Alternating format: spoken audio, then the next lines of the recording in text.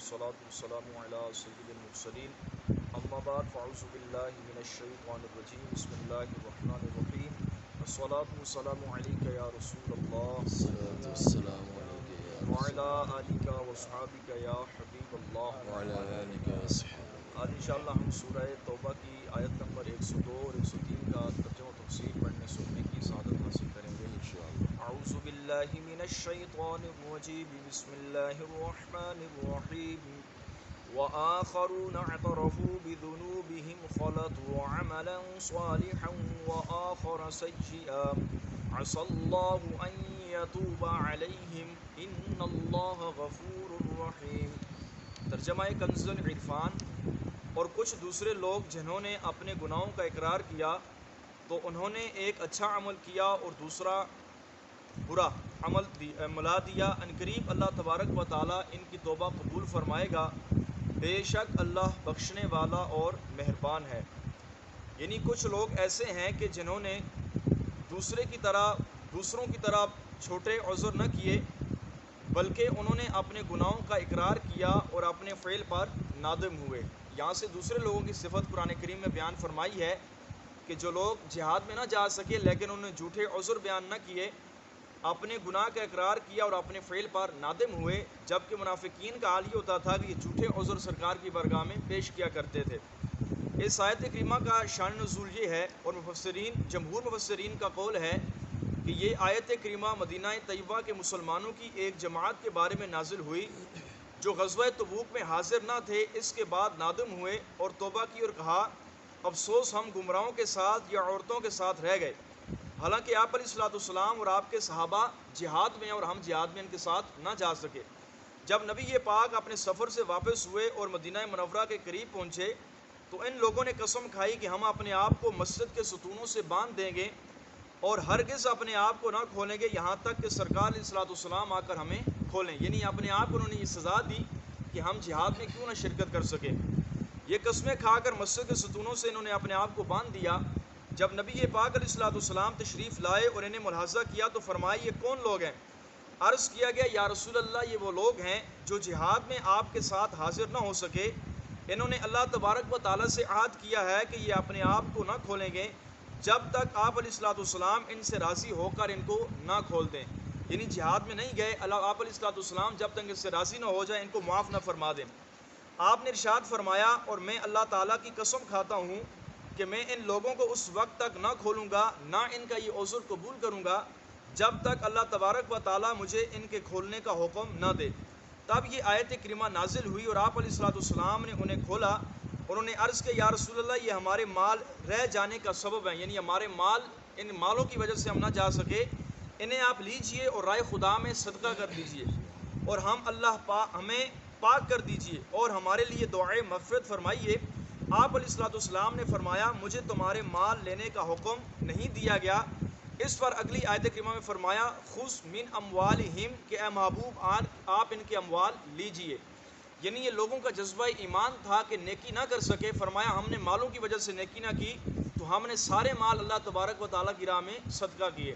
حضرت سلیمان علیہ السلام کے بارے میں آتا ہے کہ گھوڑوں کی وجہ سے آپ کی نماز عصر میں تاخیر ہوئی تھی۔ جب نماز عصر میں تاخیر ہوئی تو سلیمان علیہ السلام نے اپنے قیمتی ترین گھوڑوں کو جو ہے آپ نے اپنے ہاتھوں سے ذبح کیا تھا۔ آپ نے فرمایا تھا کہ ان گھوڑوں نے مجھے اللہ تبارک و تعالیٰ کے ذکر سے روکا ہے، تو کیا ایسا نہ ہو کہ جس چیز نے مجھے اللہ کے ذکر سے غافل کیا ہے روکا ہے میں اسی ہی کو قربان کر دوں۔ آپ علیہ الصلوۃ والسلام نے اپنے قیمتی ترین گھوڑوں کو جو ہے وہ اپنے ہاتھوں سے ذبح کیا تھا کہ انہوں نے مجھے اللہ کے ذکر سے غافل کیا ہے۔ آج ہم اپنے اوپر غور کریں تو کئی یہاں چیزیں ہماری ایسی ہوتی ہیں جو ہمیں اللہ کے ذکر سے غافل کر دیتی ہیں، ہمیں پرواہ تک بھی نہیں ہوتی۔ بالخصوص موبائل فون ہو گیا، یہ ہمیں ایسا اللہ کے ذکر سے غافل کرتا ہے کہ ہماری جماعتوں کی جماعتیں رہ جاتی ہیں، نماز فجر رات کو دیر تک موبائل فون استعمال کرنے کی وجہ سے ہماری فجر کی نماز رہ جاتی ہے، بسا اوقات ہماری آنکھ نہیں کھلتی۔ عذر کیا ہوتا ہے جی؟ نیند پوری نہیں ہوتی۔ در حقیقت ہم پوری رات اپنی موبائل فون پہ نیٹ پہ فیس بک پہ گزار دیتے ہیں جس کی وجہ سے ہم اللہ کے ذکر سے غافل رہ جاتے ہیں۔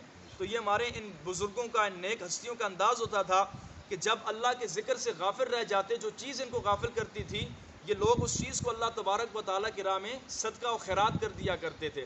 یہاں تک سرکار علیہ الصلوۃ والسلام نے ایک شخص کو کبوتر اڑاتے ہوئے دیکھا ہے۔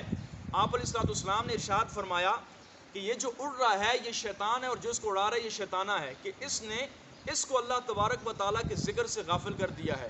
پھر علماء نے فرمایا ہے کہ جو لوگ کرکٹ کھیلتے ہیں، اسی طرح جو فضول لعب کے کام کرتے ہیں، فرمایا یہ وہ کام ہے جو ان لوگوں کو اللہ تبارک و تعالیٰ کے ذکر سے غافل کر دیتے ہیں۔ فرمایا یہ جو کام کر رہے ہیں، جو جس چیز کو کر رہے ہیں یہ شیطان ہے اور کرنے والے شیطانہ ہیں، کہ یہ چیزیں ان کو اللہ تبارک و تعالیٰ کے ذکر سے غافل کر رہی ہیں۔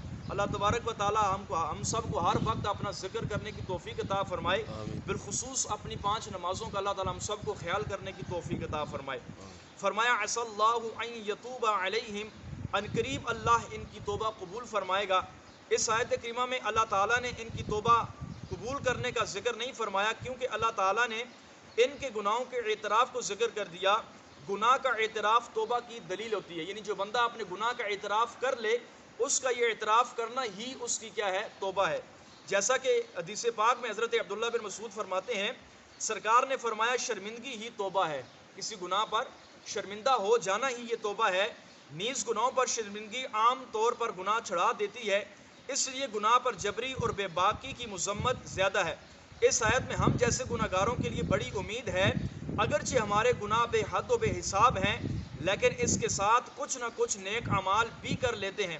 اگر ہمارے اعمال ناقص ہیں تو کم از کم ہمارا نفس ایمان تو قطعی اور یقینی طور پر درست ہے، وہ بھی ایک نیک عمل ہے، یعنی ایمان جو ہمارے پاس ہے یہ بھی ایک نیکی ہے۔ تو فرمایا اللہ تبارک و تعالیٰ اس کی برکت سے ہم سب کو کیا ہوگا؟ معاف فرما دے گا۔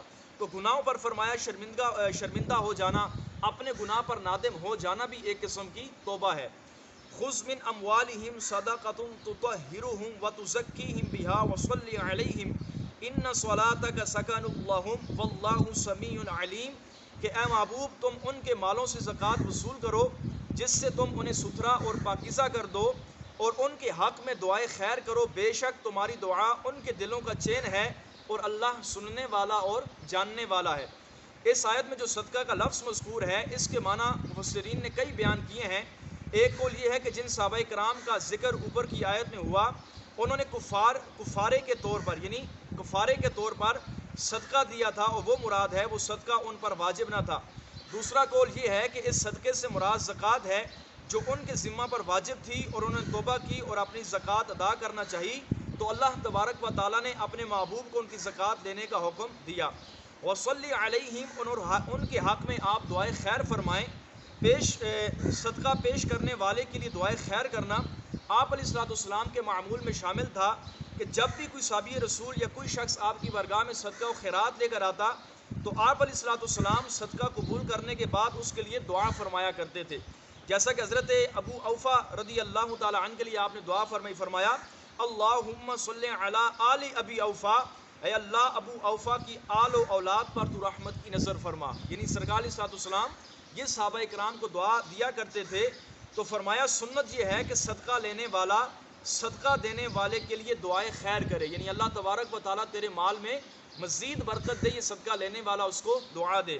ان صلاتک سکن لہم، بے شک تمہاری دعا ان کے دلوں کا چین ہے، یعنی اے حبیب آپ کی دعا ان کے لیے رحمت اور ان کے دلوں کا چین ہے۔ اس کی ایک وجہ یہ بھی ہے کہ پیارے آقا علیہ الصلوۃ والسلام مومنین کے دلوں کا چین ہیں، اور مسلمان کو جس قدر محبت اور رغبت پیارے آقا علیہ الصلوۃ والسلام کی دعائے مبارکہ کے حصول میں ہو سکتی ہے، وہ اور کسی بھی چیز کے اندر نہیں ہو سکتی۔ یہ نبی پاک علیہ الصلوۃ والسلام کی ظاہری زندگی میں بھی تھا اور اب بھی ہے، کیونکہ پیارے آقا علیہ الصلوۃ والسلام کی بارگاہ میں ہمارے سارے کے سارے اعمال پیش کیے جاتے ہیں۔ اچھے عمل دے کر آپ علیہ الصلوۃ والسلام اب بھی اپنے مزار اقدس میں اللہ تعالیٰ کی حمد کرتے ہیں، اور اپنی امت کے اگر اچھے عمل نہ پائیں تو آج بھی اپنی امتیوں کے لیے استغفار کرتے ہیں۔ حدیث پاک کے اندر مذکور ہے، آپ علیہ الصلوۃ والسلام نے ارشاد فرمایا میری زندگی بھی تمہارے لیے بہتر ہے اور میری موت بھی تمہارے لیے بہتر ہے۔ فرمایا تمہارے اعمال میری بارگاہ میں پیش کیے جاتے ہیں، اگر اچھے عمل پاؤں گا تو میں اللہ تبارک و تعالیٰ کی حمد کروں گا، اور اگر اچھے عمل نہ پاؤں گا تو میں تمہارے لیے مغفرت طلب کروں گا۔ اور آج بھی آپ علیہ الصلوۃ والسلام اگر اپنے امتیوں کے اچھے عمل پائیں تو حمد کرتے ہیں، اور اگر برے عمل پائیں تو اللہ تبارک و تعالیٰ کی بارگاہ میں ہمارے لیے استغفار کرتے ہیں۔ لہٰذا نبی پاک کی دعا ان کی زندگی اور وفات کے بعد دونوں صورتوں میں حاصل ہوگی، اور دلوں کے چین و سکون کا باعث ہوگی۔ اللہ تبارک و تعالیٰ کی بارگاہ میں دعا ہے اللہ تعالیٰ ہم سب کو گناہوں سے بچنے کی اور نیک اعمال کرنے کی توفیق عطا فرمائے. آمین. اللہ تبارک و تعالی ہم سب کو ہر وقت اپنا ذکر کرنے کی توفیق نصیب فرمائے. آمین بجاہ النبی الامین صلی اللہ تعالی علیہ وسلم.